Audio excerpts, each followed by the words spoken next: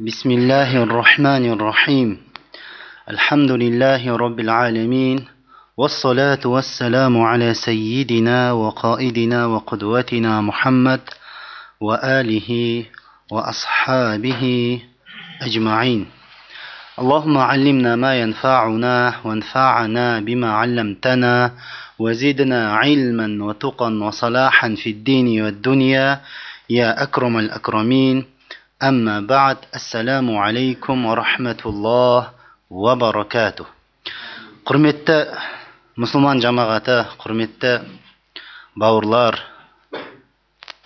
қадірлі ағалар, інілер, Алла тағала келген қадамдарыңызды сауаптан жазсын. Алла тағала осы сұхбатымызды, бүгінгі жиынымызды өзінің рахымына бөленген, хұзырында мақтан етілген сұхбат жиыннан етсін. Және бұл сұхбаттан жиыннан кейінгі таралуымызды өзінің рахымына бөленген таралудан етсін. Алла тағала Құранда айтады: "Астаизу биллахи минаш шайтанир ражим. Васари'у иля магфиратин мин раббикум ва джаннатин ардуха ас-самавату вал ард уиддат лил муттақин." Сендер Раббыларыңның мағфиратына қарай асығыңдар дейді. Яғни Раббыларыңның сендердің күнәларыңды кешіруін тілеңдер.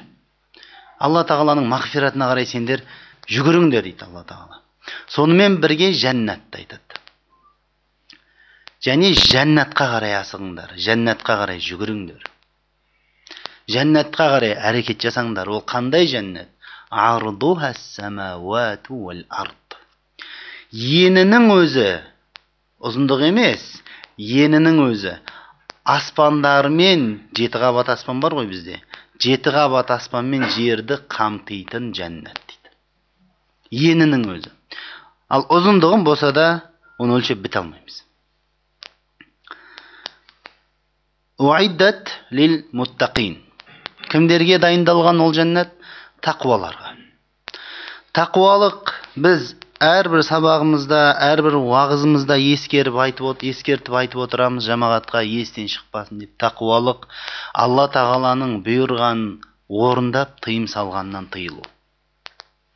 Алла тағала нені парыз етті, уәжіп етті, пайғамбарымыз саллаллаху алейхи вассалам сүннат етті, соларды орындап, харамнан, мәкрухтен тыйылу. Тақуалық осы. Тақуалық деген жаңа бір дүниеден безіп кету, немесе басқа да артығымен түрлі ғибадаттарды жасау, олай емес. Тақуалық сіз парызды орындап, харамнан сақтанып жүрсіз ба, сол сіздің нағыз тақуалығыңыз. Сол тақуалық еткендер үшін Алла тағала енінің өзі аспандар мен жерді қамтып өзіне сыйдырып алатын жәннатты дайындаған. Алла тағала бәрімізге де сол жәннатты нәсіп етсін. Енді жай енінің өзі аспандар мен жерді қамтитын жәннат болатын болса, ол қалай 1,5 сағаттық, 1 сағаттық уағызымызға сияды. Өткенде біз тозақтың апаттарын, тозақтағы болатын кәпірлерге, сонымен бірге Алла тағаланың пасық құлдарына болатын қиындықтарды, оған болатын азапты, оларға болатын сынақтардың түр-түрін айтып өттік. Қысқаша. Одан кейін жәннаттың кейбір сипаттарына тоқталдық та толығымен қамти алмадық. Енді бүгін тозақтың жағдайлары туралы әңгімені айтып, уақытымызды артығымен созбай, иншалла жәннаттан бастаймыз әңгімені. Өткенде адам баласы жәннатқа лайықты болған Алла тағаланың сүйікті құлы жәннатқа кірген уақытта қандай жағдай болады? Сол жөнінде ұзақ бір хадисті оққан болатынбыз. Енді сол жәннатқа қалай кіреді? Осы мағынада келген біраз хадистерге тоқталайық. Сахл бин Саад радиаллаху анху, пайғамбарымыз саллаллаху алейхи вассаламның сахабаларының бірі, айтады: "Анна Расулаллахи саллаллаху алейхи вассалам қал." Алла елшісі саллаллаху алейхи вассалам былай деген еді: لا يدخلن الجنة من أمتي 70,000 أو 700,000 متماسكون آخذ بعضهم ببعض. Менің үмбетімнен 70,000 немесе 700,000 дейді. Адам жәннатқа кіреді. Жәннатқа кіріп жатқан уақытта олар бір-бірінің жанынан қалмайды дейді. Себебі ол Алла тағаланың тақуа, Алла тағаланың сондай бойсынушы құлдары ғой ол. Жанашыр құлдары үмбетке, өзінің бауырына бір-бірін тастамайды, бір-бірін ұстап алады дейді. Ахидун бa'духум би бa'д. Бір-біріне не қылған? Берік ұстап алған, қалып кетпей дегендей. Егер сіз бір бауырыңызға қатты жанашыр болатын болсаңыз, сондай жаныңыздағы досыңызға қатты жанашыр болатын болсаңыз, әрдайым оны не қыласыз? Жаңағы бір қауіп-қатерден сақтауға тырысып, ол жаңағы бір жақсылыққа қарай бара жатқан болсаңыздар, ол қалып кетпесін дегендей ниетпен әрдайым оны қарайлап жүресіз. Сол секілді бұл 70,000 немесе 700,000 дейді пайғамбарымыз саллаллаху алейхи вассалам. Бір-бірінің жанынан қалмайды дейді. لا يدخل أولهم حتى يدخل آخرهم. Ең соңғысы келе жатқан кірмегенше біріншісі кірмейді дейді. Демек бәрі бірге кіреді деген сөз. Келеді, алдымен біраз келеді, бірақ соңғысы кірмегенше алғашқы келгені кірмейді. وجوههم على صورة القمر ليلة البدر. Енді пайғамбарымыз саллаллаху алейхи вассалам жәннатқа кірген уақытта, сол жәннатқа кіретін Алла тағаланың сүйікті пендесі қандай бейнеде болады, соны түсіндіріп жатыр. Олардың жүздері, ай толады ғой, 14 күндік, 15 күндік, 13 күндік ай толып сондай бір керемет болып тұрады. Бір хадистерде пайғамбарымыз саллаллаху алейхи вассаламның жүзін сахабалар сол жаңағы толық айға, толған айға теңеген. 14 күндік ай секілді болатын пайғамбарымыздың жүзі деп, саллаллаху алейхи вассалам. Пайғамбарымыз ең көрікті, ең әдемі адам болған пайғамбарымыз. Юсуф алейхиссаламнан да әдемі керек болса. Жәннатқа кіріп атқан құлдары, Алла тағаланың жаңағы бір-бірінің жанына қалмай, жүздері сол жаңағы 14 күндік толған айдай жарқырап кіреді дейді. Хадисті имам Әл-Бұхари және имам Муслим риуаят еткен. Яғни бұл бауырыңа қарайласу, бауырыңда әрдайым жақсылық істерді жаныңнан тастамай, өзіңе жақсы көргенді оған да жақсы көру жәннатқа кіретін пенделердің сипаты. Естеріңізде болсын. Пайғамбарымыз бір хадистерде айтады ғой: "Ахибба ли ахика ма тухиббуху ли нафсик." Сен бауырыңа өзіңе не жақсы көрсең, соны жақсы көр дейді. "Ла ю'мину ахадукум хатта юхибба ли ахихи ма юхиббуху ли нафсих." деп екінші бір хадистерде айтады.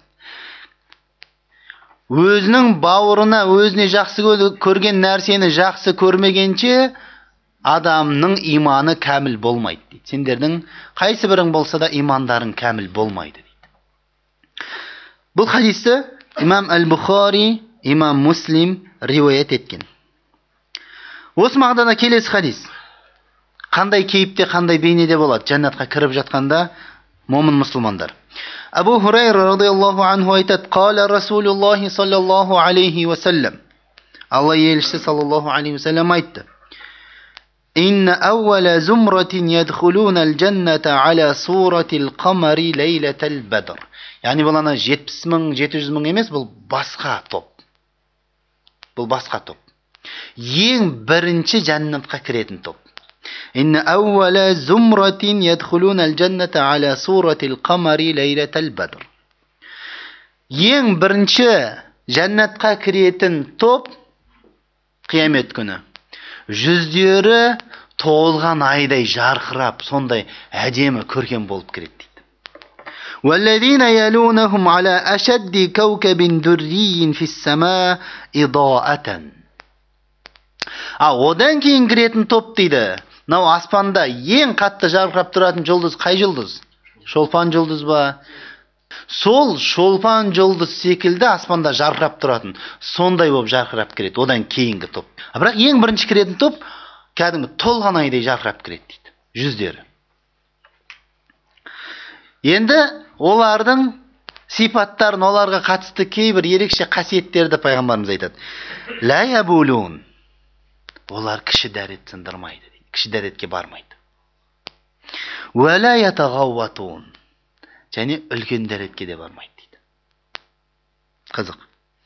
Ва ла ямтахитун. Және мұрындарын сіңбірмейді. Сіңгірмейді, мұрындарын тазаламайды. Себебі неге? Ондай нәрсе жоқ оларда. Ва ла ятфилуна амшатухумуз-захаб. Және түкірмейді. Түкірмейді. Себебі неге? Оның барлығы адамды белгілі бір деңгейде жеркендіретін қалдық нәрселер адамнан шығатын. Ол нәрсе адамды жеркендіретін қалдық нәрселер жәннатқа кірген Алла тағаланың пендесінде болмайды. Амшатухумуз-захаб. Шашын тарайтын тарақтары алтыннан болады. Тарақтары шашын тарайды. Демек, жәннатқа кірген пенделер, жәннатқа кірген Алла тағаланың құлдары шашын тарайды. Варашхухумул миск. Варашхухумул миск, яғни денесінен шыққан тері, ол әтір болып шығады дейді. Миск. Тер шыққанда адам негізінде мысалы үшін жаман иіс шығады. Бірақ жәннаттың тұрғындарына қатысты емес ол. Хош иісті ол. Ва маджамирухум ал-алуа. Азважухумул хурул айн. Сонымен бірге қорқорлары дейді, қорқорлары. Жаңағы ерігіп, қорқор не қылады дейді. Осы қорқорларының тұтамығы алойы шөбі болады дейді, сонымен тұтатады дейді. Былайша айтқанда сондай рахат өмір сүреді. Әйелдері олардың хур айын болады дейді, қор қыздары. Әйелдері. أخلاقهم على خلق رجل واحد على صورة أبيهم آدم 60 ذراعا في السماء. Және олардың мінездері барлық, ақылақтарының барлығы бір адамның, сондай бір керемет көркем мінез адамның мінезі секілді болады. Әрқайсысы біреуі жаңағыдай жынды, біреуі мысалы үшін жаңағы момын, біреуі бұзық деген секілді әңгіме жоқ. Сонымен бірге олардың түрлері өздерінің несіне, аталары, өздерінің әкелері адамға ұқсайды дейді. Сонымен бірге ұзын болады дейді. 60 кез болады дейді. Хадисте келген бойынша. Сол хадистің жалғасы ретінде мына біреу хадис. Әуәлу зумратин талижул джанната суарухум аля суратил қамари лейлатал бадр ла ябсуқуна фиха. Ең бірінші кіретін топ жәннатқа. Ол жаңағы жүздері олардың толған айдай жарқырап тұрады. Олар ол жәннатқа кіргенде түкірмейді. Уәлә ямтахитун. Сонымен бірге мұрындарын сіңбірмейді. Уәлә ятағауатун әниятухум фиха захаб. Олар үлкен дәретке шықпайды. Жаңа хадис айтылғандай. Ал олардың ыдыстары, жәннаттағы ыдыстары алтыннан болады дейді. Алтын. Мұсылман адам үшін, яғни алтыннан ыдыс, күмістен ыдыс деген бұл дүниенің несі емес, ыдыс емес, ол жәннаттың ыдысы, ахиреттің ыдысы. Пайғамбарымыз саллаллаху алейхи вассалам мұсылман адамның ыдысы, жаңағы ішетін, мысалы кесесі, басқасы алтыннан, күмістен болуына тыйым салған. Сосын хадисте айтады, кімде-кім бұл дүниеде ыдыстарын алтыннан, күмістен жасайтын болса, онда ол қияметте Алла тағаланың хұзырында алтыннан, күмістен ешқандай не қылмайды дейді, пайдаланбайды. Алтыннан, күмістен ыдысы болмайды оның дейді. Амшатуху миназ-захаби вал-фидда. Хадисте тағы қосады, тарақтары олардың шашын тарайтын алтыннан және күмістен болады дейді. Алтын тарақ.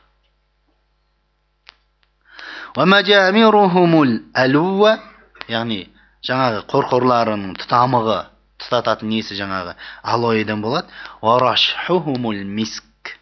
Олардан денесінен шыққан тер миск, хош иісті әтір болады дейді. لكل واحد منهم زوجتان يرى مخ سوقهما من وراء اللحم من الحسن لا اختلاف بينهم. Олардың әрқайсысының несі? Екі әйелі болады. Ол әйелдердің дейді. Аяқтарының сүйегінің ортасында сүйектің майы бар ғой, кәдімгідей аяқ сыртынан қарағанда көрініп тұрады дейді. Соншалықты әдемі, соншалықты прозрачный көркем болғандығы несінен сүйектің ішіндегі майы сыртынан көрініп тұрады дейді. Керемет болып. Енді бұл мысалы бір қорқынышты болуы мүмкін, бірақ ол кезде әдемі көрінеді ол нәрсе. Минал хусн, әдеміліктен ол нәрсе. Қорқыншылықтан емес. Лахтилахы байнау, ешқандай бір-бірімен таласу, бір-бірімен ренжісу деген жәннаттың тұрғындары болмайды дейді. Сондықтан жәннаттың тұрғындары секілді болғымыз келсе, біз негізі бір-бірімізбен неғымыз ренжіспеуіміз керек. Уәлә табағуд, бір-бірін неғымайды, жек көрмейді. قلوبهم قلب واحد يسبحون الله بكرة وعشية. Жүректерінің барлығы бір адамның жүрегі секілді болады дейді. Жүректердің арасында жаны жоқ, ешқандай айырмашылығы жоқ. Барлығы сондай бір өте жақсы, өте ізгі адамның, жәннаттың тұрғындарының жүректерінің барлығы пайғамбарымыз саллаллаху алейхи уассалам өте жоғары сипатта сипаттаған сондай бір адамның жүрегі секілді болады. Олар таңертең кешке Алла тағалаға тәсбих айтады. Таңертең кешке Алла тағаланы ұлықтайды дейді. Хадисті имам Әл-Бухари және имам Муслим риуаят еткен. Енді мына хадисте пайғамбарымыз саллаллаху алейхи уассалам айтады. Хадисті Әл-Миқдам радиаллаху анху бізге жеткізеді. ما من أحد يموت سقطا ولا هرما وإنما الناس فيما بين ذلك إلا بعث ابن 33 سنة. Қандай да бір адам, егер де дейді, туылмай тұрып, түсіп қалып қайтыс болатын болса дейді. Туылмай тұрып. Анасының құрсағынан туылмай тұрып түсіп қалды бала. Яғни түсікпен кетті бала. Әрине рух үрленгеннен. Немесе қартайып қайтыс болды біреу. Қалай қайтыс болды, солай қайтыс болсын дейді. Бірақ адамдардың барлығы жәннатқа кірген уақытта, бұл ер кісілер үшін қанша жаста болады дейді? Алланың хузурында 33 жастағы адам болып жәннатқа кіреді. 33 жастағы адам болып тіріледі дейді. 33.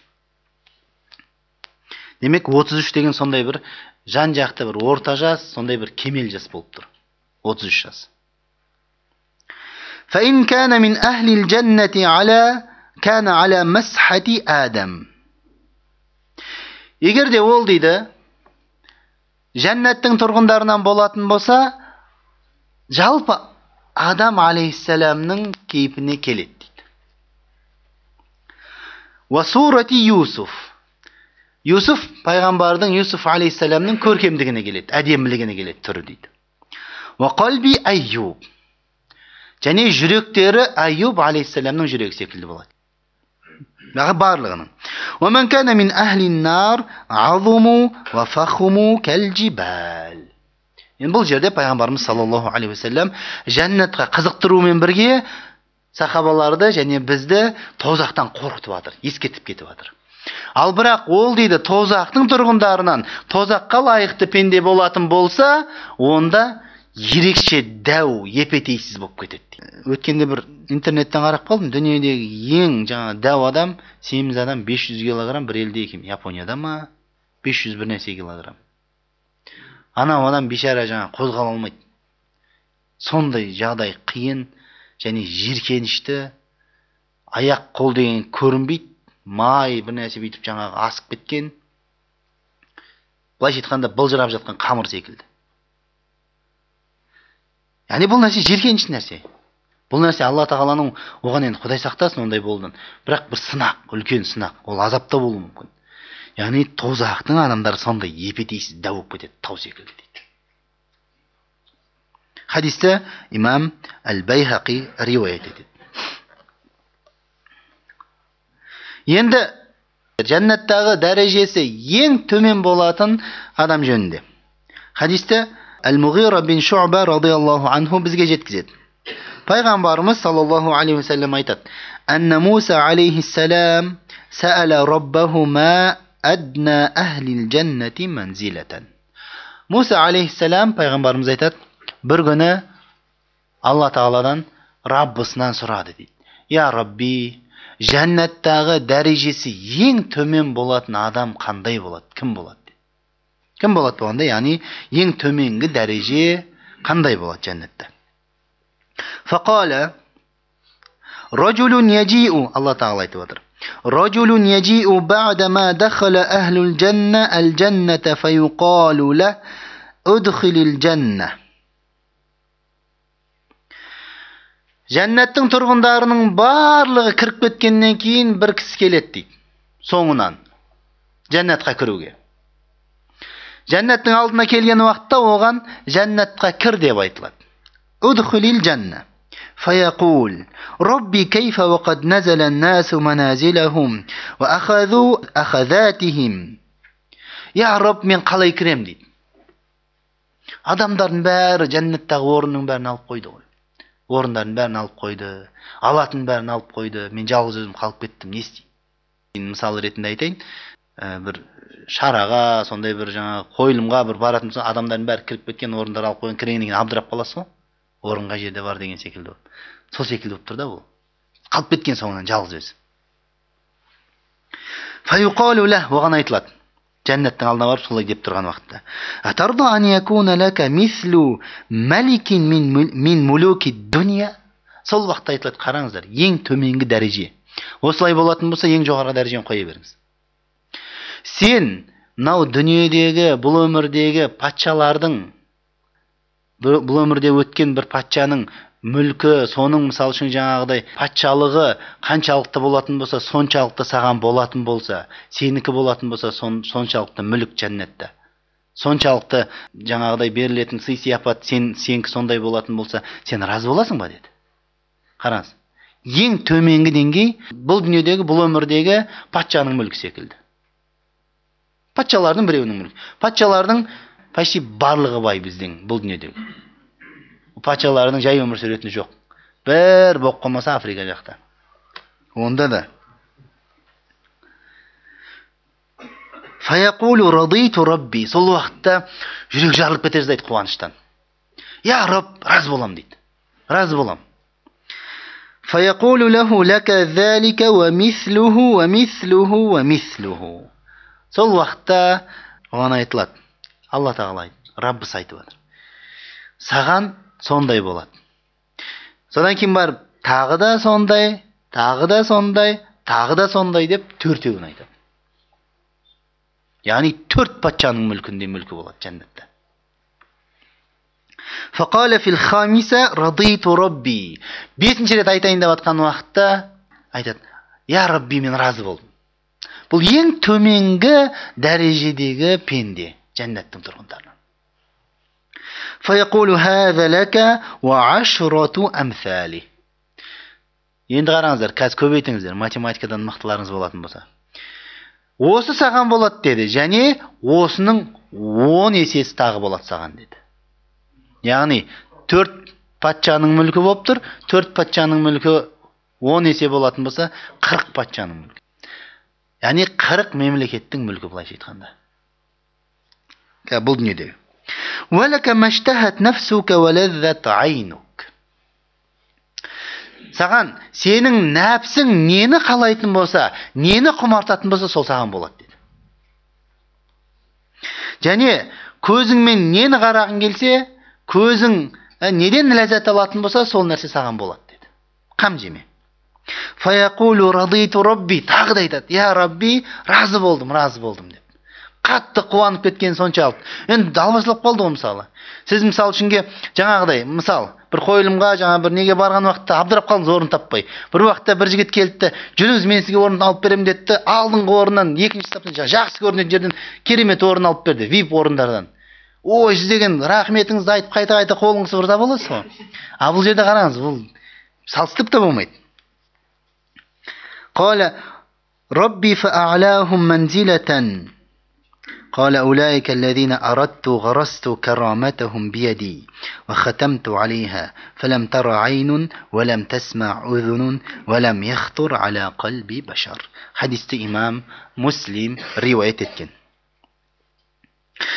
Сол уақытта Муса алейхиссалам сұрап отыр: "Я Рабби, енді олардың ең дәрежесі жоғары, дәрежесі биік құлың кім болады? Ол қандай болады дәрежесі?" Сол уақытта Алла Тағала айтты: "Мен олардың құрметін өзімнің қолыммен жасаймын. Өзім жасаймын олардың құрметін" деді Алла Тағала. "Ва хатамту алейха", және оны бекітіп қойған мен. Олардың құрметін, оларға жасалатын сый-сияпатын мен бекітіп қойған. Фалам тара айнун, ол нәрсені ешқандай көз көрген емес. Уалам тасмау зунун, ешқандай құлақ ол ондай сый-сияпатты, ондай керемет жаңағыдай рахат өмірді ешқандай құлақ естіген емес. Уалам яхтур аля қалби башар, және ол ешқандай пенденің, ешқандай адамның қаперіне кіріп шыққан емес дейді. Елестете алмайды дейді, ол мүмкін емес. Бұл Алла Тағала, яғни дәрежесі ең жоғары болатын жәннаттағы пенденің несін мүмкін емес дейді. Сендер жете алмайсыңдар мүмкін. Оны сипаттап біте алмайсыңдар деп тұр. Келесі хадис Ибн Умар радиаллаху анхудан риуаят етіледі.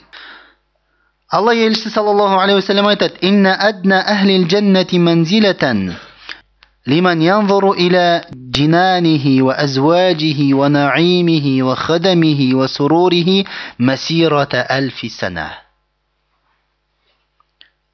Бұл нәрсені ақылға сыйдыра алмаймыз. Себебі неге? Жәннатты ақылға сыйдырып мүмкін емес. Біздің қазіргі мына дүниедегі анау 3 комнат, 4 комнат үйімізбен немесе бір коттеджімізбен шектеліп қалған ақылымызға сыйдырып мүмкін емес.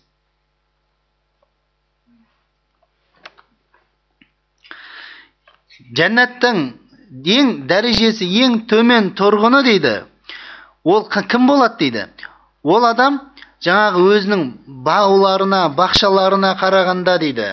Сонымен бірге әйелдеріне, ол өзіне берілген нығмет, сый-сияпатқа, өзінің қызметшілеріне қараған уақытта, сонымен бірге жаңағы өзінің көзін қуантатын сондай мүлкіне қараған уақытта, оның ішінде дейді 1000 жыл не қылады дейді? Арылап жүруге болатын сондай бір, оған нығмет, сондай жаңағы не бау-бақшалар беріледі дейді. 1000 жыл жүре алады оның ішінде дейді. 1000 жыл арылап жүре алады, бір арылағанда ше. Ва акрамахум аля Аллахи ман янзуру иля вajhihi гудватан ва ашия. ثم قرأ رسول الله وجوه يومئذ ناظرة إلى ربها ناظرة. Хадисті имам Ат-Тирмизи риуаят еткен.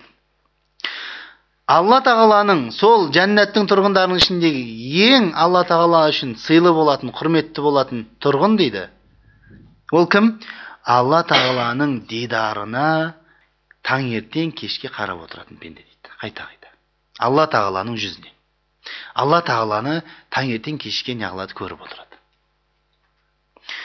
Пайғамбарымыз осыны айтады да, саллаллаху алейхи ва саллям, Қиямет сүресіндегі 22-23 аятты оқиды. Ол күні сондай, уджухун яумаидин надыра, бір жүздер болады, нұрлы сондай, жадырап тұрады дейді. Олар өздерінің Раббыларына қарап тұратын жүздер дейді. Алла Тағала өзінің дидарын көруді нәсіп етсін. Демек, ең төменгі дәреже осы. Ең төменгі дәреже.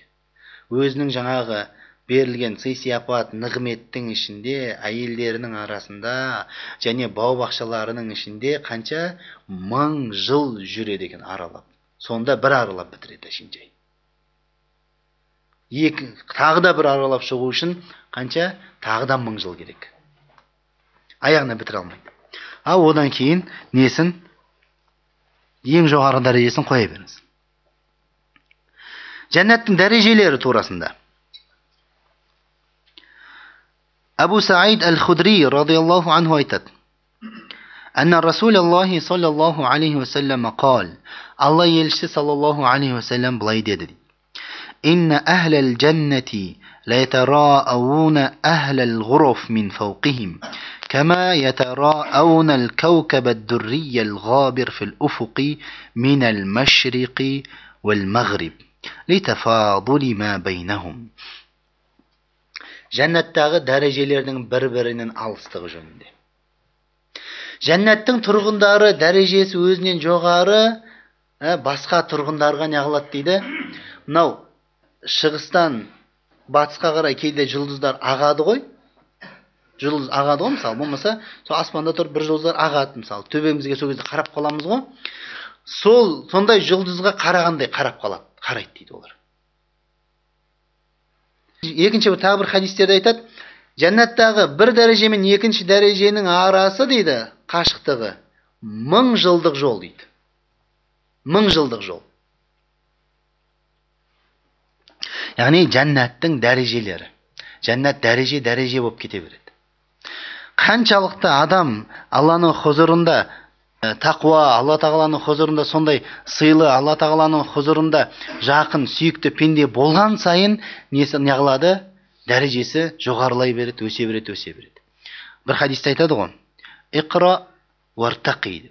Бұл кімдерге? Құранды жақсы оқитын адамдарға. Құранды әрдайым оқып жүрген, Құранды керемет жаттаған қариларға, сонымен бірге Құранды көп оқитын адамдарға солай айтылады. Иқра вартақи.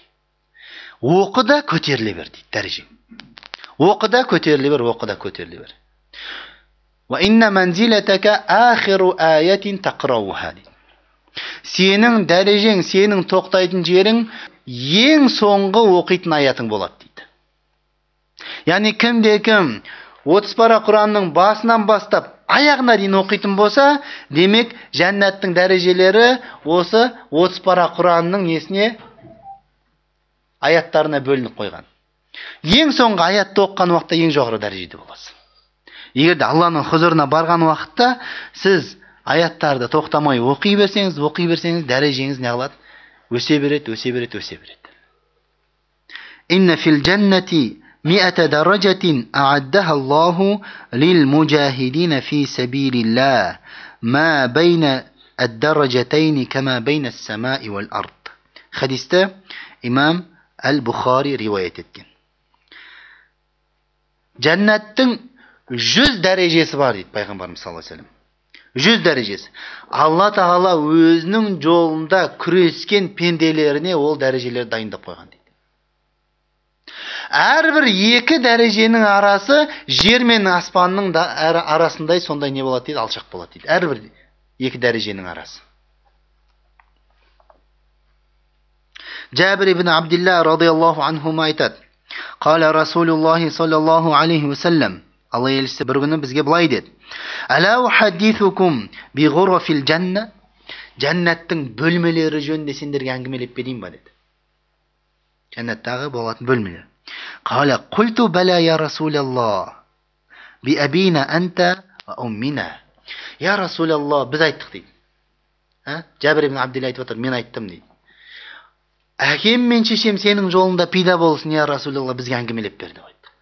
Бірден.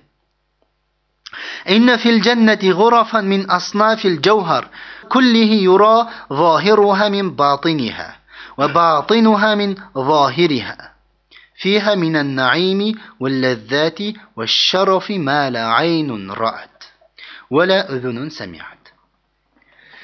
Жәннаттың бөлмелері, мынау гауһар тастар бар ғой, сол гауһар тастың түрлі-түрлісінен соғылған бөлмелері бар жәннаттың дейді. Ішінен қарасаң, сыртын көресің. Сыртынан қарасаң, ішін көресің дейді. Сондай не керемет, әдемі дейді. Оның ішіндегі нығмет, оның ішіндегі жаңағыдай, адамға дайындалған, жәннаттың тұрғындарына дайындалған сый сияпат, ләззат тіршілік, сонымен бірге оның ішінде көрсетілетін құрметті ешқандай көз көрген емес, ешқандай құлақ естіген емес дейді. Қала құлту лиман хадихил ғураф. Сол уақытта Жабир ибн Абдилла сұрап отыр. Я Расулаллах, бұл бөлмелер кімге болады деп. Енді қараңыздар, бұл бөлмелерге жету үшін пайғамбарымыз саллаллаху алейхи ва саллям нені бізге кеңес береді. Қал لمن أفشى السلام وأطعم وأدام الصيام وصلى بالليل والناس نيام. Хадисте имам Әл-Байхақи риуаят еткен. Бұл бөлмелер дейді пайғамбарымыз саллаллаху алейхи ва саллям. Кімдерге? Адамдарға сәлемді көп бергендерге дейді. Яғни адамдардың арасында сәлем беруді таратқандар дейді. Сәлем беруден ешқашан біреуге амандасудан, біреуге сәлемдесуден не қылмайды, сараңды қылмайды оған. Сараң емес сәлемдесуге. Жылы сәлемін ешкімнен аямайды. Атуам, сонымен бірге міскінді тамақтандырған, тағамдандырған, аштарды тағамдандырған адамға. Адам ас-сиям, сонымен бірге не қылған, әрдайым ораза ұстап жүрген адам. Әрдайым дегенде, яғни оразаны көп ұстайтын адам. Болса да бүкіл жылдың бәрін ораза ұстауға болмайды, оны білесіздер. Адамдардың барлығы түнде ұйықтап жатқанда, біріншісі сәлем беруді, сәлемді адамдардың арасында таратқан. Екінші сипат пайғамбарымыз айтып отырған. Аш адамды тағамдандырған, тамақтандырған, одан кейін барып оразаны көп ұстаған. Төртінші, түнде адамдар ұйықтап жатқан уақытта басқалардың бәрі қалың ұйқыда жатқанда намаз оқыған пенде. Пайғамбарымыз саллаллаху алейхи уассалам мына бір неде жәннаттың жаңағы топырағы қалай болады, тастары қалай болады бізге сипаттап береді. Хадисте Абу Хурайра радиаллаху анху жеткізеді бізге. Құлна я Расулаллах хаддисна анил джаннати ма бинауха. Бір күн айттық, я Расулаллах, бізге жәннаттың құрылысы жөнінде әңгіме айтып берші, бізге жәннаттың құрылысы жөнінде айтып берші, әңгімелеп берші деп өтініш жасадық пайғамбарымызға. Яғни жәннаттың жаңағы несі, ғимараттары жөнінде. Қал лабинатун мин захаб ва лабинатун мин фидда. Жәннаттағы ғимараттардың бір кірпіші алтыннан болса, екінші кірпіші күмістен дейді. Бір кірпіш алтыннан, екінші кірпіш күмістен. Бір кірпіш алтын, екіншісі күміс. Алтын, күміс, алтын, күміс. Кірпіштері ішіндегі жаңағы украшение емес, кірпіштің өзі. Әрине оны мысал үшін біздің көзіміз көрген емес, құлағымыз естіген емес, оны қазір елестетіп те қиын. وَمِلَاطُهَا الْمِسْكِ. Ол екі кірпіштің арасына қойылатын анау не бар ғой? Раствор. Сол раствор дейді, миск дейді. Аңқып тұрады, хош иісті дейді. وَحَصْبَاؤُهَا اللُّؤْلُ وَالْيَقُوتِ. Ал жаңағы майда тастар дейді жәннаттағы. Мысалы біз көшеде майда тастарды көреміз ғой, асфальт төселмеген жерлерде. Сол тастар дейді, не дейді? Әнжу мен жақұт маржандардан дейді. Әнжу, бізді мысалы үшін бәленбай мыңдаған долларларға сатып алатын әнжу маржандарымыз, жақұттарымыз жәннатта жерде шашылып жатады тас болып. وَتُرَابُهَا الزَّعْفَرَانِ مَنْ يَدْخُلُهَا يُنَعَّمْ. Топырағы дейді, шафран деген бір өсімдік бар ғой, әдемі хош иісті. Сол секілді мүңкіп тұрады дейді, әдемі. Хош иісті бір өсімдік екен, шафран деген, орысшасы. Кімде-кім ол жәннатқа кіретін болса, нығметке кенеледі дейді. Кімде-кім жәннатқа кірсе, нығметке кенеледі. Уәлә ябәс. Жәннатқа кірген адам неғымайды дейді, жағымсыз болмайды дейді. Денесі әрдайым жағымды болып, түрі де жағымды болып, керемет болып тұрады дейді. Мысалы болады ғой, кейде мысалы ашуланғанда бір түріміз қорқынышты болып кетеді, болмаса жаңағы шаршағанда таңертең сағат 7-тен кетіп, түнгі сағат 9-10-да жұмыстан келген уақытта көздеріміз қызарып, абыржып, мысалы аузымыздан бір жағымсыз иістер шығып, сондай болып кіреміз ғой, әлі тамақ ішпегенбіз. Ондай болмайды жәннаттың тұрғанда. Ешқашан. وَيَخْلُدْ لَا يَمُوتْ. Мәңгі болады, жәннатта өлмейді дейді. Жәннатта өлім деген нәрсе жоқ, мәңгі өмір. Біздің осы мәңгі өмір сүреміз деген иманымыз бізді жақсылықтарға жетелейді. Әрине біз мәңгілік өмірді көрген жоқпыз. Ол ғайып нәрсе бізге. Сол ғайыптан бізге Алланың елшісі, сенімді елші саллаллаху алейхи ва саллям хабар берді. Сол ғайыпқа сенеміз. Сол ғайып біз көрмеген нәрсеге сенгеніміз үшін Алла Тағала бізді мақтайды Құранда. Аллазина юминуна бил ғайби деп. Олар ғайыпқа сенеді деп. Кімдер? Алла Тағаланың сүйікті тақуа пенделері. Ла табла сиябуху. Жәннатқа кірген тұрғынның, жәннаттағы адамның киімі тозбайды. Киімі ешқашан тозбайды. Ескірмейді киім. Өтте әдемі болып тұра береді. Уәлә яфна шабабуху. Сонымен бірге жастық шағы таусылмайды. Мәңгі бақи жас күйінде қалады. Сізға елестетіп қараңыз. Егер мысалы сізге кәдімгі гарантиясымен сондай бір дәрі сатылатын болды. Гарантиясымен мәңгі бақи жас болып қаласың деп. Қазір біздің үлкен кісі де қазір сол дәріні не қылыңдар жаңағы қартайтпайтын деп ғалымдардың бәрін іске қосып отыр ғой. Солар мысалы үшін жаңағы дәріні ойлап тақты да қымбатқа сататын болды. Ақшасы барын бәрі алады оны. Себебі неге? Жастық шақты сақтап қалу, ерте қартаймау деген мысалы үшін ол ең үлкен бір адамның несі, жаңа армандарының бірі. Жастық шақ деген ол нәрсе адам басындағы нығметтердің бірі ол. Жастық шағымызды біз қартаймай тұрып, қадырын біліп, ғанибет біліп, оны пайдаланып қалуымыз керек. Жастық шағыңыз сіздің қайтып айналып келмейді.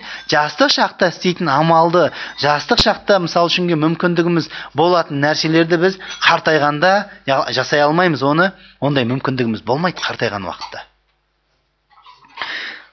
Яғни жәннаттың тұрғындары мәңгі бақи жас болып қалады. Жастық шақтары ешқашан таусылмайды дейді. Хадисте имам Ахмад, имам Тирмизи және имам Баззар Ат-Табарани риуаят еткен. Енді жәннаттағы жаңағы сарайлар жөнінде, Абу Муса Ал-Аш'ари радиаллаху анху пайғамбарымыз саллаллаху алейхи вассаламның Құранды өте керемет оқитын сахабаларының бірі. Дауысы деген өте керемет жағымды сондай. Дауд алейхиссаламның дауысы секілді. Айтады пайғамбарымыз саллаллаху алейхи вассаламның жеткізіп айтады. Инна лил муъмини фил джаннати ла хайматан мин лу'лу'атин вахидатин мужаввафатин тулуха фис сама 60 милан. Момын мұсылманның жәннатта сондай шатыры болады дейді. Неден жасалған? Ол жаңағы інжуден, бір інжуден ортасы ойылып жасалған. Ол жаңа құралған емес. Бүтіндей інжу, бірақ ортасы ойылып жасалған. Ол жаңа шатырдың биіктігі дейді, аспанға қарай 60 миль дейді. 60 миль қанша болады? 100 километрдей болады. Ұзындығы дейді. للمؤمن فيها أهلون يطوف عليهم المؤمن فلا يرى بعضهم بعضا. Хадисте имам Ал-Бухари және имам Муслим риуаят еткен. Сол шатырдың ішінде, сол сарайдың ішінде момын мұсылманның өзінің несі болады? Әйелдері болады дейді. Сол әйелдердің арасында ол дейді шалқығып жүреді дейді. Ол әйелдері бірақ бір-бірін көрмейді дейді. Айналып жүреді солардың. Әйелдер бір-бірін көрмейді дейді. Соншалықты бір жерде тұрып атқан болса да, ешқандай бір-бірін көрмейді. Умран бин Хусайн және Абу Хурайра радиаллаху анхума екеуі неғылады жеткізеді бізге. Суиля Расулуллахи саллаллаху алейхи вассалама ан қаулихи та'аля ва масакина тайибатан фи джаннати адн. Пайғамбарымыз саллаллаху алейхи вассалам Құранда сондай жәннат, ғадын жәннатта, ғадын деген жәннаттың аты. Ғадын жәннаттарында, өте жағымды жәннатта жаңағы болатын жағымды өте керемет көркем орындар деген аят турасында сұралды дейді. Біреу келді де сұрады дейді пайғамбарымыз. Ол қандай орындар деп. Ғадын жәннатында болатын. Пайғамбарымыз саллаллаху алейхи вассалам жауап беріп отыр. Қасрун фил джаннати мин лу'атин фиха 70 даран мин яқутатин хамра. Ол жәннаттағы сондай інжуден болатын сарай дейді. Сарай. Үлкен сарай. Ол сарайдың ішінде қызыл жақұттан болған 70 үй бар дейді. Қызыл жақұттан болған 70 үй. Фи кулли дарин 70 бейтан мин зумуррудатин хадра. Және әрбір жаңағы 70 үй болғанда сол әрбір үйдің ішінде 70 бөлме болады дейді. Ол бөлмелер анау жаңағы изумруд дейміз ғой біз. Сондай бір жасыл сондай тас. Содан неғылған, соғылған бөлмелер дейді. Жаңағы әрбір үйде 70 жаңа үлкен үйде 70 бөлмеден бар дейді. Неден соғылған? Жаңағы жасыл тастан. Фи кулли байтин саб'уна сариран, аля кулли саририн саб'уна фирашан. Әрбір жаңағы бөлмеде 70 не бар дейді? Кереует бар дейді. 70 кереует. Аля кулли саририн саб'уна фирашан. Әрбір кереуеттің үстінде 70 төсек бар дейді. Қабат. Min kulli launin ala kulli firashin imra'a. 70 төсек, әрбір төсектің үстінде бір әйел бар дейді. Жаңа төсектердің жаңағы нелері дейді? Түстері бір-біріне ұқсамайды дейді. Әрқайсысы әртүрлі түс дейді. Fi kulli baytin sab'una ma'idatan ala kulli ma'idatin sab'una launan min at-ta'am. Әрбір жаңағы бөлмеде 70 дастархан жайылған дейді. Әр дастарханның үстінде 70 түрлі тағам дейді. Қараңыз, 70 түрлі тағам. Сіз қазір мысалы дастарханның үстінде бір 5 түрлі тағам болатын болса, қандай бай дастархан? Фи кулли байтин саб'уна васифан ва васифатан. Әрбір жаңағы бөлмеде сонымен бірге 70 қыз және ұл қызметшілер бар дейді. Әрбір бөлмеде 70 қыз және ұл қызметшілер бар. Ю'та лил му'мини минал қуввати ма я'ти аля залика куллихи фи ғадатин вахида. Бұл енді мүлдем біздің ақылымыздан тыс нәрсе. Ақылымыздан тыс болғанда әдеттегі жағдайдан тыс. Сол момын мұсылманға жәннатқа кірген дейді. Момын мұсылманға. Осы жаңағы дастархандың және жаңағы әйелдердің бәрін бір таңда, таңертең ғана, түске дейін ғана мысал үшінге, таңертең ғана айналып шығатын күш беріледі дейді. Таңертең ғана, бір таңда барлығын айналып шығатын күш беріледі дейді. Хадисті имам Табарани және имам Әл-Байхақи риуаят етеді. Пайғамбарымыз саллаллаху алейхи вассаламға Кәусар өзені берілген ғой. Құранда Алла Тағала айтады: "Инна атайнакал кәусар." Саған біз Кәусарды бердік дейді. Кәусар яғни пайғамбарымыз саллаллаху алейхи вассаламның еншісіне берілетін жәннаттағы өзен.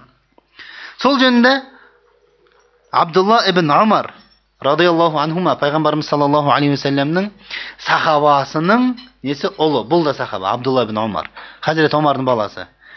Абдулла ибн Умар жеткізеді бізге. Қала Расулуллахи саллаллаху алейхи вассалам.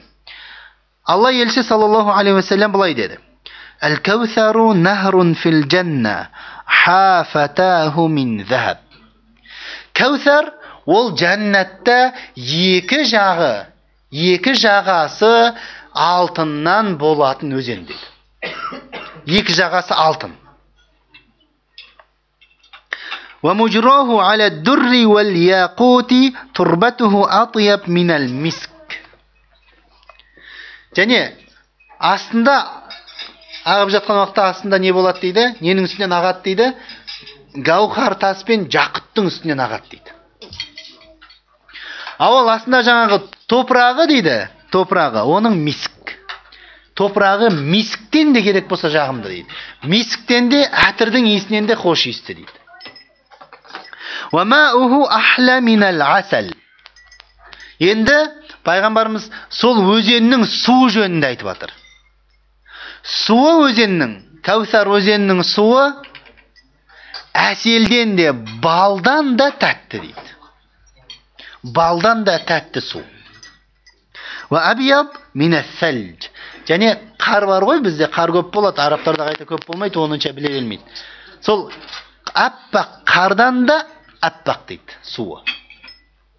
Яғни балдан да тәтті, қардан да аппақ. Хадисте Ибн Маджа және имам Ат-Тирмизи риуаят еткен. Анас ибн Малик радиаллаху анху жеткізеді хадисте. Қала Расулуллахи саллаллаху алейхи вассалам.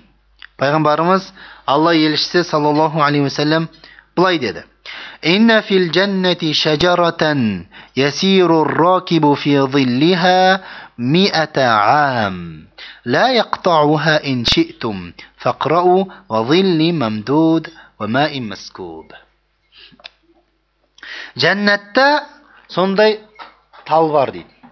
Ол талдың көлеңкесінде көлікпен жүрген адам дейді 100 жыл жүреді, бірақ көлеңкесін кесіп өте алмайды дейді.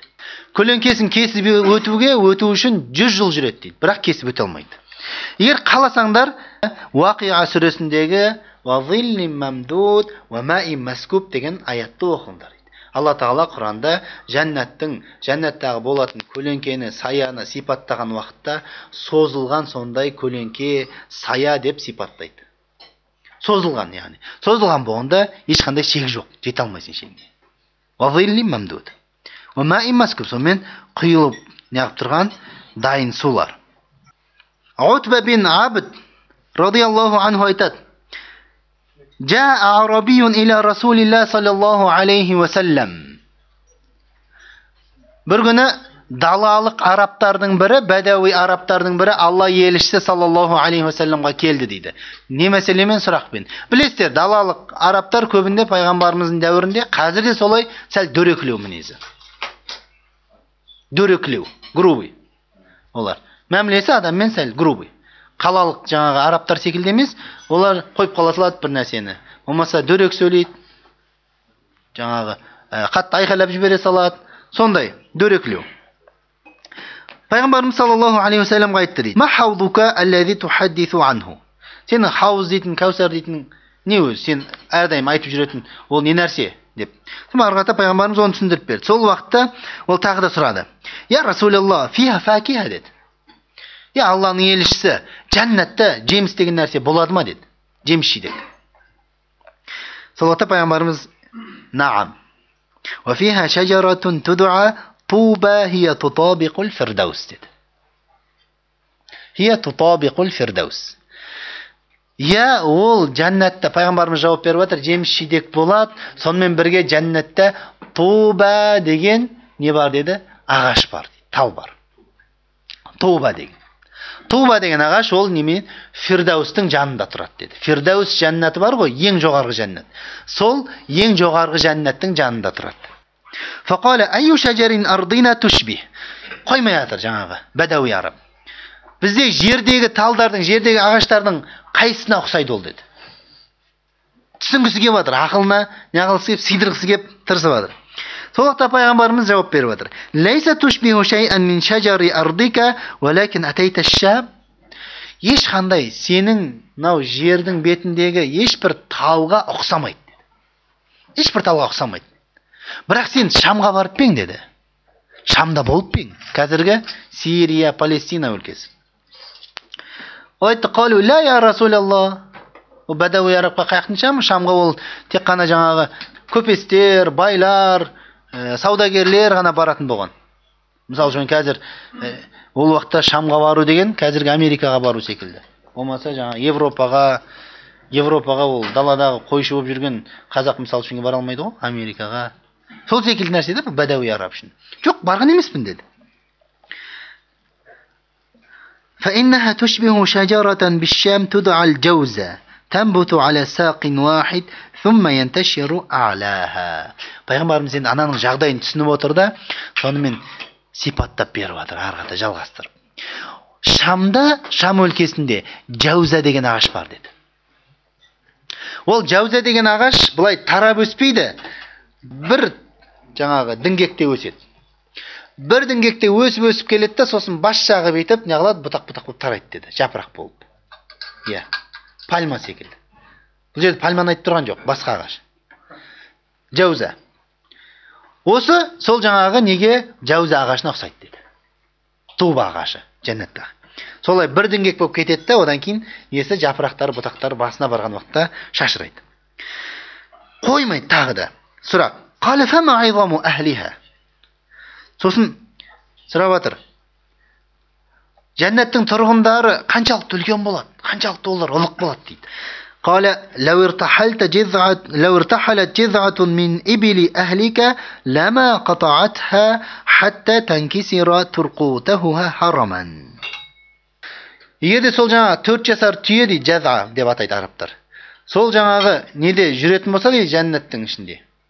Бір жағынан екінші жағына қарай өтетін болса, ол дейді аралай береді. Ең соңында әбден қартайып, шаршап, былай айтқанда, жаңағы түйе өлгенше аралап біте алмайды дейді жәннатта.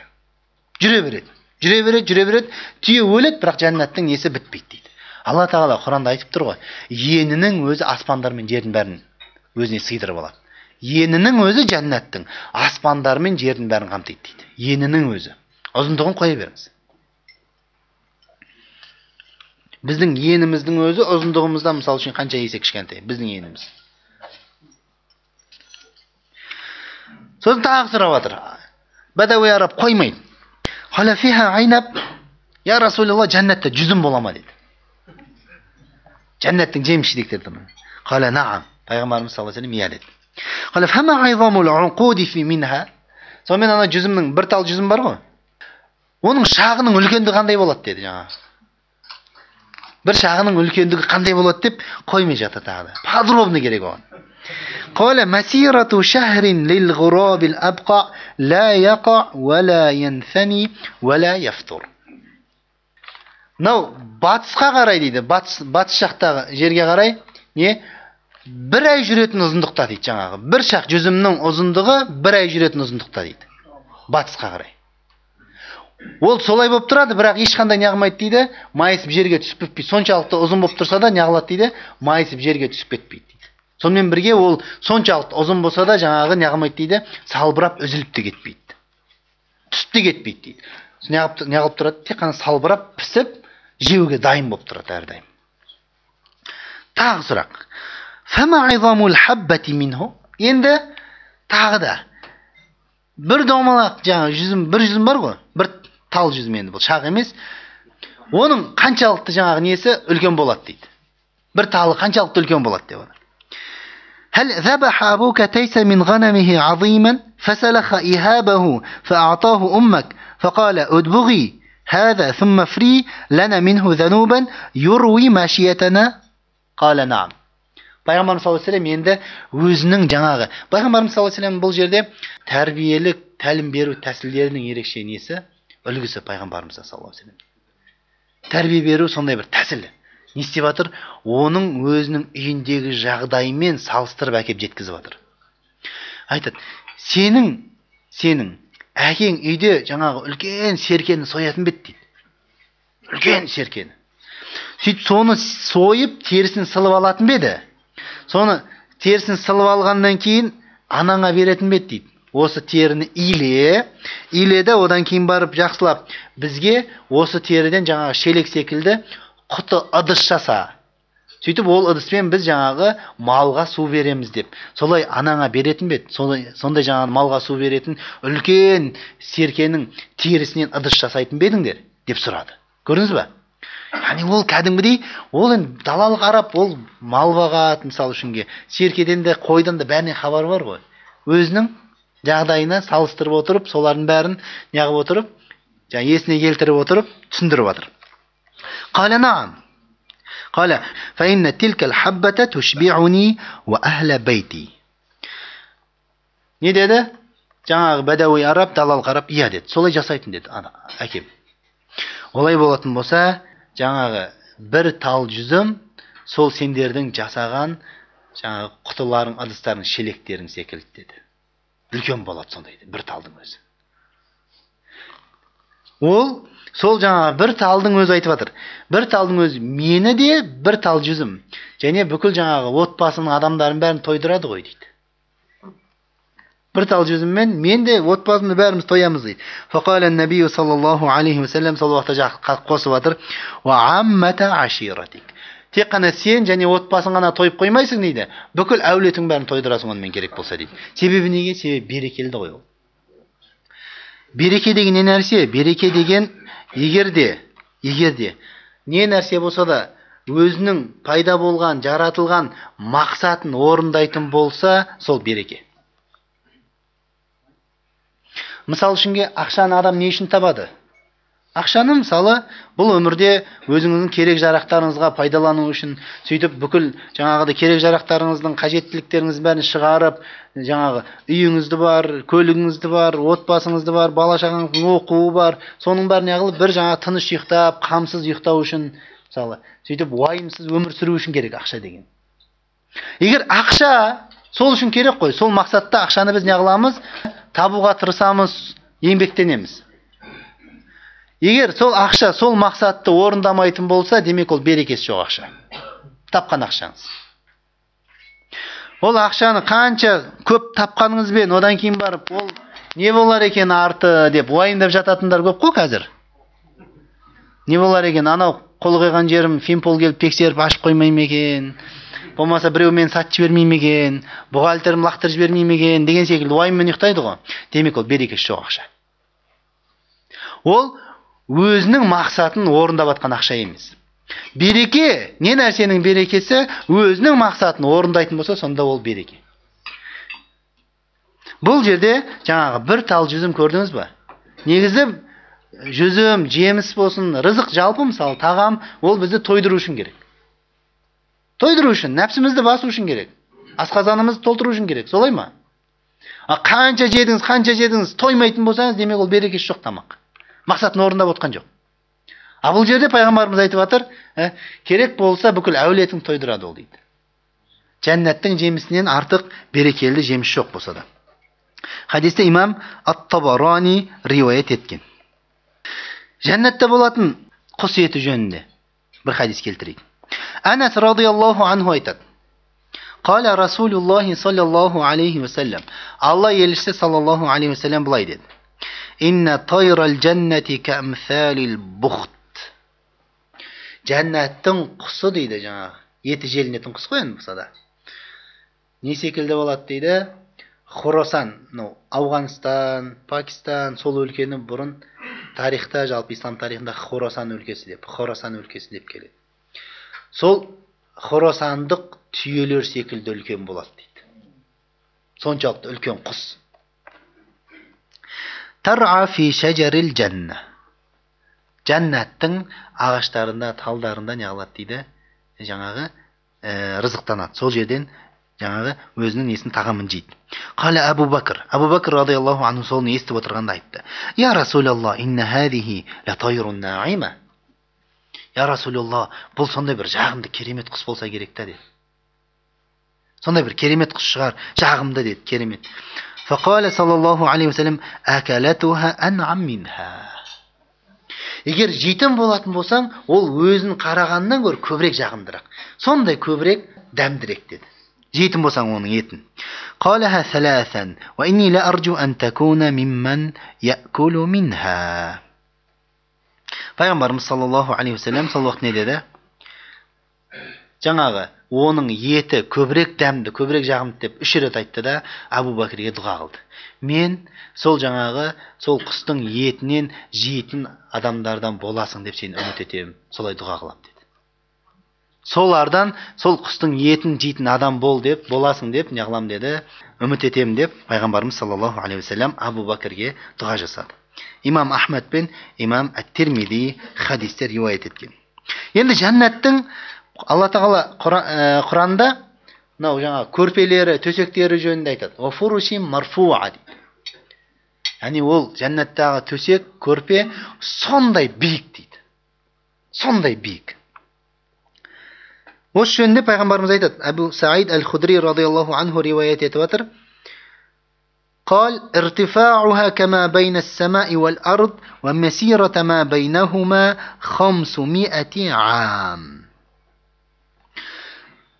Жаңағы биік төсектердің биіктігі дейді, кәдімгі аспан мен жердің арасындағы биіктік секілді дейді. Өте биік болады дейді. Ал жаңағы астынан бастап үстіне дейін сапар шегетін болсаң, 500 жыл сапар шегесің дейді. Соншалықты не биік төсек. Хадисті имам Ат-Тирмизи және Ибн Аби Дуния келтірген. Осы төсек жөнінде айтады. Лау туриха фирашун мин а'лаха лахава иля қарариха 100 хариф. Егер де дейді сол жаңағы биік төсектің үстінен бір көрпеше алынып жерге тасталатын болса, жерге жеткенше 100 жыл өтеді дейді. Соншалықты биік төсек, биік көрпе. Бұл хадисті имам Ат-Табарани риуаят етеді. Енді мына жерде Умму Салама мен пайғамбарымыз саллаллаху алейхи уассаламның арасында болған керемет бір хадиске тоқталамыз да сонымен яғыламыз. Одан кейін тағы бір хадиске тоқталамыз. Мынау енді керемет хадис. Бұл хадистен зерікпейсіздер иншалла. Руя ан Умми Салама зауджи наби саллаллаху алейхи уассалам. Умму Салама пайғамбарымыз саллаллаху алейхи уассаламның жұбайы, момындардың анасы айтады. قالت قلت يا رسول الله أخبرني عن قول الله أخبرني عن قول الله عز وجل وحور عين يا رسول الله маған Алла тағаланың хурун айн деген сөзін айтып түсіндіріп берші, тәпсірлеп берші деді. Яғни әйел кісі, әйел заты ғой. Хурун айн деген яғни қорғыздар. Сондай көздері үлкен-үлкен қорғыздары. Сол қорғыздары деген Алла тағаланың аяты жөнінде маған әңгімелеп берші деді. Мен қанша дегенмен әйел заты, бұл жерде мысалы қазір қорғыздары жөнінде өзіміз үйде мысалы әйелдерімізге дұрыстап айта алмаймыз ғой. Уақиа сүресінің 22-ші аяты бұл. Қал хурун бидун айнун дихаму шуфрил хаурау биманзилати жанахин наср. Олар деді сондай әппақ қорғыздар деді. Көздері сондай үлкен, бота көз. Біздің көздеріміз секілді кішкентай емес. Сонымен бірге кірпіктері деді, кірпіктері дейді, соншалықты үлкен дейді. Кірпіктерін бір жаңағы бүркіттің қанатындай үлкен бе деп қаласың деді. Пайғамбарымыз саллаллаху алейхи вассалам бұл жерде бұл кірпіктің ұзындығын, соншалықты әсемлігін сипаттап беріп жатыр. Қазір мысалы үшінге кірпігі қысқа қыздардан гөрі кірпігі ұзын қыздарға жігіттер көбірек қызығады ғой. Себебі неге? Кірпігі ұзындық ол бір сондай бір сұлулықтың бір несі, сипаттарының бірі, кірпігі ұзын болу деген. قلت يا رسول الله فأخبرني عن قول الله عز وجل كأنهن الياقوت والمرجان. Енді қоймайды Умму Салама, тағы бір аятқа тоқталды. Я Расулалла, олай болатын болса, Алла тағаланың Рахман сүресінің 58-ші аятында олар бір жақұт, маржан секілді деп айтатын жаңа қорғыздар жөнінде. Аят бар ғой, сол жөнінде маған айтып берші деді. Пайғамбарымыз айтады: "Софаухунна касофаид дур аллази фил асдаф аллази ла тамуссухул айди." Ол жаңағы қорғыздарының соншалықты тазалығы дейді. Соншалықты мөлдірлігі дейді, тазалығы. Бір ненің ішіне, жаңағы бір құтының ішіне гауһар тасты салып қоясыз ғой? Ол гауһар тасқа ешқандай қол тимейді. Тап таза болып тұрады бір. Ненің әйнек құтының ішіне әдемілеп. Неде болады ол? Музейде біне. Сол жаңа қол тимейтін гауһар тас, жаңа құтының ішіне тұрған гауһар тас секілді. Тап таза, сондай мөлдір болып тұрады деді. Алла тағала соны айтып жатыр деді. Қоймайды арғата. Қульту я Расулалла фа ахбирни ан қаулиллахи азза ва жал фихинна хайратун хисан. Я Расулалла, енді Алла тағаланың ол жәннатта хайратун, сондай қайырлы, сондай жақсы, жағымды қорғыздары бар деген аятын маған сипатта айтып бер, түсіндіріп бер деді. Хайратул ахлақ хисанул вуджух деді пайғамбарымыз. Яғни оның мағынасы ол мінездері сондай жаңағыдай өте жақсы, көркем және жүздері әдемі, өте сұлу деген сөз деді. Бұл Рахман сүресінің аяты. قلت يا رسول الله فأخبرني عن قول الله عز وجل كأنهن بيض مكنون. يا رسول الله, онда маған олар бір жасырылып қойған бір жұмыртқа секілді деген, әппақ бір жасырылып қойған жұмыртқа секілді деген аяттың мағынасын түсіндіріп берші деді. Қараңыз, әр жерден теріп жатыр. Барлығы қорғыздарына қатысты аяттарды Умму Салама сұрап жатыр. Себебі мазалайды да ол кісілерді. Шынымен ғой енді. Риққатухунна кариққатил жилд аллази фи дахилил байда мимма ялил қишр. Мынау жұмыртқаны жарасыз ғой. Жұмыртқаны жарғаннан кейін сол жұмыртқа мен ненің арасында сондай бір жұқа бір қабат болады ғой. Сол жаңағы соншалықты жіңішкелігі, жұмсақтығы сол жаңағы жұмыртқаның жұқа қабаты секілді дейді. Яғни бұл жерде жұмыртқаның жұқа қабаты секілді бұл жырақ деп тұрған жоқ пайғамбар. Соншалықты олар жіңішке, сондай жұқа, әдемі дейді. Әрине мысалы қай заманда болса да жаңағы семіріп кеткен әйелдер, мысалы жуан әйелдер, ол сұлулықтың белгісі болмаған, ол қай заманда болса да. Болса да енді ол жаңағы қазіргідей емес. قلت يا رسول الله فأخبرني عن قول الله عز وجل عربا أترابا. يا رسول الله, Allah Tağalanın عربا أترابا деген аяты жөнінде мағына айтып берді. Уруban атрaba деген тікелей мағынасы барлығы жаңағыдай жап-жас болып, жастары бірдей болып яғылады деген, жүреді деген мағынада айтылған аят. Енді пайғамбарымыз айтып жатыр. Хунналлавати қубидна фи дари дуния ажайз румсон шумтон. Ол енді бұл жерде бұл осы дүниенің әйелдері турасында айтып жатыр пайғамбарымыз. Осы дүниенің. Ол әйелдер дейді, жаңағы барлығы жап-жас болып, бір келкі жаста тірілетін әйелдер, олар бұл дүниеде көзде, адам қартайған уақытта көзіңіз мысалы қызарып, көздер деген жас кездегідей болмайды. Сондай болып, одан кейін жаңа шаштар деген ағарып кетеді ғой. Сондай болып қартайып қайтыс болған әйелдер дейді бұл дүниеде.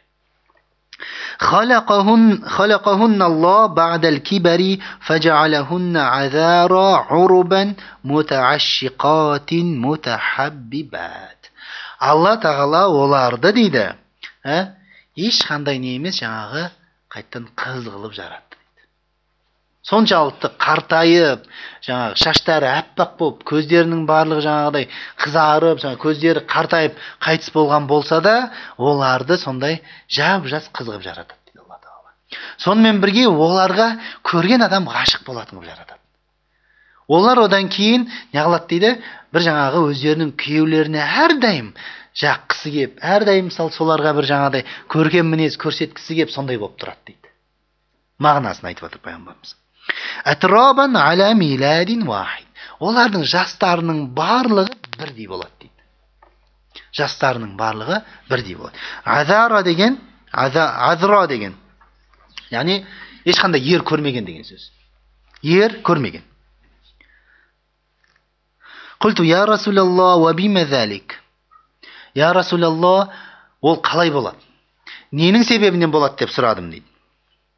Құлту, я Расулалла, анисау дуния афдал амил хурул айн. Умму Салама анамыз неғып атыр сұрақ қойып. Я Расулалла, бұл дүниенің әйелдері жақсырақ па, жоқ қор қыздары жақсырақ па деп. Сол ата пайғамбарымыз айтып жатыр саллаллаху алейхи вассалам. Нисау дуния афдал минал хурил айн кафадли захарати алал битана. Бұл дүниенің әйелдері деді, қор қыздарынан мынау киімнің сырты, киімнің ішінен қандай әдемі болатын болса, сондай әдемі деді. Сондай абзал, сондай жақсырақ деді. Мысалы, киімнің сырты, әрине, мысалы үшін қазір киімнің ішіне қарасаңыз, киімнің ішінде жыртығы болуы мүмкін, басқа болуы мүмкін, әсіресе тозып кеткен костюм болатын болса, мысалы да. Болмаса, киімді айналдырып сіз киіп жүре алмайсыз. Киімнің сырты, ішік жағы бір түрлі. Бірақ, енді андай екі жағында кие беретін киімдерден басқа енді ол исключение. Бірақ киімнің сырты көбінде әдемі болып көрінеді. Сол киім, бұл дүниенің әйелдері киімнің сырты, ал хор қыздар киімнің іші секілді деді. Көрдіңіз бе? Ол бұл кезде уже успокоиться ете бастады. Құлту, я Расулалла бима залик. Сол уақытта сұрап отыр. Я Расулалла, олар несімен артық болады деді олардан. Несімен жақсырақ болады? Қал бисалатихинна ва сиямихинна, жаттап алыңыздар. Ва ибадатихинна Аллаха азза ва жал. Албас Аллаху азза ва жалла уджухахунна нур. Олар несімен артық? Қор қыздарынан өздерінің Алла Тағалаға үшін оқитын намаздарымен, Алла Тағала үшін ұстайтын оразаларымен, Алла Тағала үшін жасайтын құлшылық ғибадаттарымен артық деді. Алла тағала олардың жүздерін нұрландырып қояды деді. Жүздерін нұрландырып қояды. Ва ажсадахуннал харир. Оларға жібектен киім кигізіп қояды Алла тағала. Киімдерін жібектен етеді, шолықтан. Бийдул алван. Олар сондай аппақ болады деді. Қорғыздарынан да әдемі. Худрус сияб. Киімдері жасыл болады деді. Жасыл киімдер. Яғни жасыл свет, негізі жасыл түс жәннаттың түсінен болып есептеледі. Суфрул хули мужамирухунна дур. Суфрул хули, яғни мынау жаңағы әшекейлері сары болады деді. Әшекейлері сап-сары. Алтын, не секілді әшекейлері сап-сары болады. Ва амшатухунна захаб.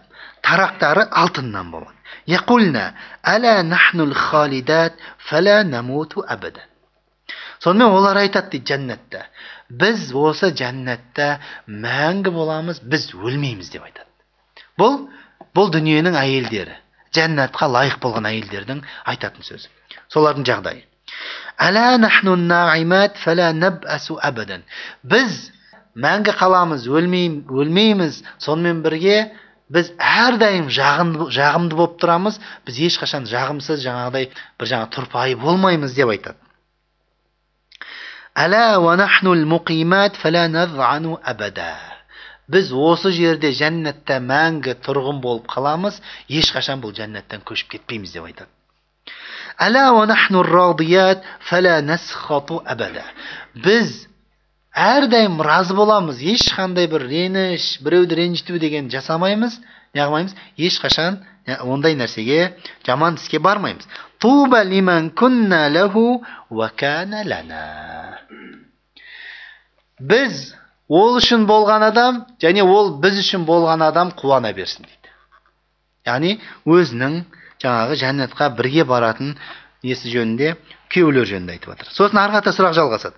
Осы сұрақты көп адам сұрайды. Құлту я Расулалла, al-imra'atu minna tatazawwaju az-zawjayni wath-thalathata wal-arba'ata fi ad-dunya. Я Расулалла, бір әйел дейді. Бұл дүниеде 2, 3, 4 күйеуге дейін шығады ғой дейді. Түрлі себептермен ажырасады, қайтадан тұрмысқа шығады, сондай.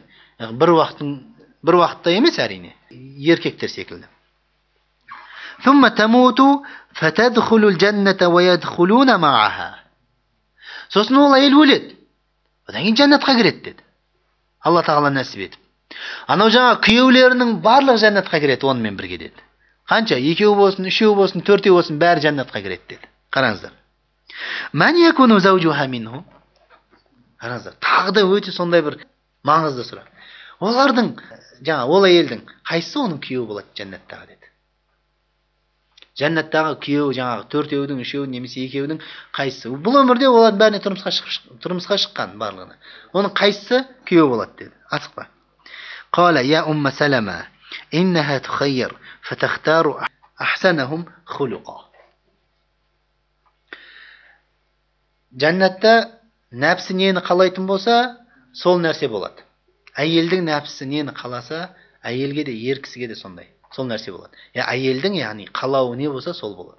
Жәннатта ешқандай ол жаңа қалауға қарсы тірлік деген нәрсе жоқ. Себебі ол сол жаңағы сондай сый-сияпатқа, сондай нығметке, Алла тағаланың сондай құрметіне лайықты болған адам. Сондықтан оның қалауын қайтармайды Алла тағала. Я Умму Салама, ол таңдайды деді. Қайсының мінезі ең көркем болып, бәрі көркем мінезді жәннатқа кіргеннің барлығы.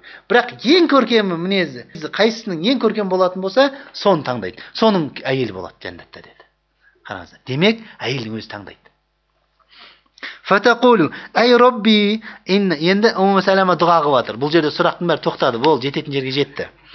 Фатақулу, ай Робби, инна хаза кана ахсанахум маи хулуқан фи дари дуния. Естеріңізде болсын, Умму Салама алдын тұрмысқа шыққан. Пайғамбарымыз саллаллаху алейхи ва салламға екінші күйеуі пайғамбарымыз. Ай Робби, инна хаза кана ахсанахум маи хулуқа фи дари дуния. Фазауwijnihi.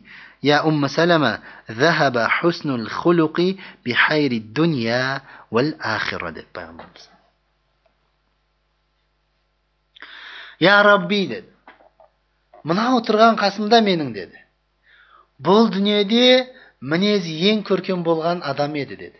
мені қияметте осымен үйлендіріп қой деді. Кімді айтып жатыр? Пайғамбарымыз саллаллаху алейхи уассаламның өзін айтып жатыр.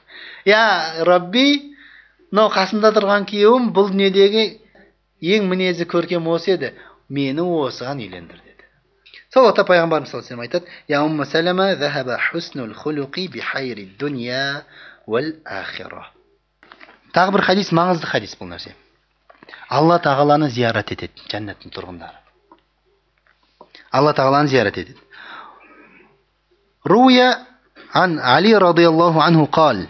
علي رضي الله عنه رواية: إذا سكن أهل الجنة أتاهم ملك فيقول إن الله يأمركم أن تزوروه. Жәннат тұрғындары жәннатқа кіргеннен кейін бір періште келеді да жәннаттың тұрғындарына айтады: сендерге Алла тағала мені келіп зиярат етсін деп әмір етіп жатыр дейді. Алла тағаланы зиярат етеді. Фаяжтамиун, барлығы жиналады жәннаттың тұрғындары Алла тағаланы зиярат ету үшін. فيأمر الله تعالى داود عليه الصلاة والسلام فيرفع صوته بالتسبيح والتهليل. Сосын барлығы жиналғаннан кейін Алла тағала Дауд алейхиссаламға бұйырады. Себебі Дауд алейхиссаламның дауысы өте керемет дауыс болған. Абу Муса аль-Аш'ариді пайғамбарымыз саллаллаху алейхи уассалам, Абу Муса аль-Аш'ари Құранды өте керемет жақсы оқып жатқанда пайғамбарымыз саллаллаху алейхи уассалам: сен Дауд пайғамбардың даусындай дауыс беріліпсің ғой деп не қылады? Мақтайды. Сондай керемет дауыс беріліпсің. Мизмаран мин мазамир Дауд деп. Дауд алейхиссалам тәсбих, тәһлил айтады, айқайлап, өзінің керемет даусымен жәннатта. Сумма тудау маидатул хулд. Сонымен жаңағы мәңгілік дастархан олардың алдына жайылады. Алла тағаланың хұзырына зияратқа, қонаққа барып жатыр. Қалу: я Расулаллах, ма маидатул хулд. Сол уақытта сахабалар сұрады: я Расулаллах, ол мәңгілік дастархан деген қандай дастархан деді. Зауияту мин заваяха ауса мимма байнал машриқи вал мағриб. Екі бұрышының арасы дейді, мынау батыс пен шығыстың арасынан кең деді. Дастарханның екі жағының, екі бұрышының арасы. Фаютамуна сумма юсқауна сумма юксауна. Қонаққа барды ғой. Бірінші олар тағамданады, содан кейін барып не қылады? Ішеді, тамақ ішеді, одан кейін су ішеді, жаңағы ішеді. Одан кейін барып оларға не қылады дейді? Киімдер беріледі дейді. Яғни білесіздер ме? Кейбір үйлер қонаққа барған уақытта сондай кісілер бар. Жай шығарып сала салмайды тамақ беріп. Бір көйлек, бір жаңағы не секілді, жаңағы бір тақия секілді бір қонақты немен, сый-сияпатпен шығарып салады. Әсіресе Рамазанда, неде барып қонаққа барғанда. Алла тағала не алады дейді? Киіндіріп шығарып салады. Киіндіреді дейді оларды. Фаяқулуна лам ябқа илля назару фи вajhi Rabbina азза ва жал. Сол уақытта айтады дейді: болды біз үшін Алла тағаланың жүзін көруден басқа еш нәрсе қалған жоқ дейді. Сосын фаятажалла лахум фаяхирруна суджада. Содан кейін Алла тағала оларға не алады дейді? Көрінеді. Оларға көрінеді Алла тағала. Алла тағаланы көрген уақытта жәннаттың тұрғындары не істейді дейді? Сәждеге жатады дейді, барлық құлайды дейді. Алла тағаланы көргеннен, көзбен көргеннен кейін сәждеге құлайды дейді. Фаюқалу ластум фи дари амал, иннама антум фи дари жаза. Хадисте Абу Нуайм риуаят еткен. Алла тағала айтады, Алла тағаланың тарапынан айтылады оларға: сендер сәжде ететін, амал ететін өмірде емессіңдер. Сендер тек қана сый-сияпат көретін өмірдесіңдер деп олардың бастарын көтеруге әмір береді.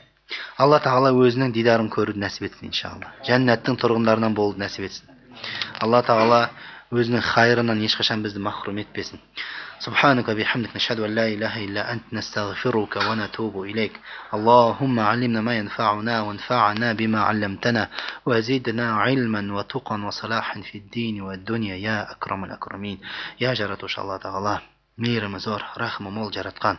Осы сұхбатымызда, осы жиынымызда қандай бір қателескен жеріміз болатын болса, кемшіліктеріміз болатын болса, өзің рахымымен, кеңшілігімен кешіре көр. Я жаратқан, осы бүгінгі хадистерде пайғамбарымыз саллаллаху алейхи уассалам өзінің құрметті елшің Мұхаммед саллаллаху алейхи уассалам сипаттап берген хадистерді хадис жәннатты сипаттап берген хадистерде келгендей сол жәннатқа бізді лайықты етіп соны бізге нәсіп ете көр. Жәннаттың амалын бұл өмірде жасап өзіңнің сынағынан аман есен өтуді бізге нәсіп ете көр. Я жаратқан, сен кімді адастырып қоятын болсаң, оны тура жолға салушы жоқ. Бізді адастыра көрме. Сен кімді тура жолға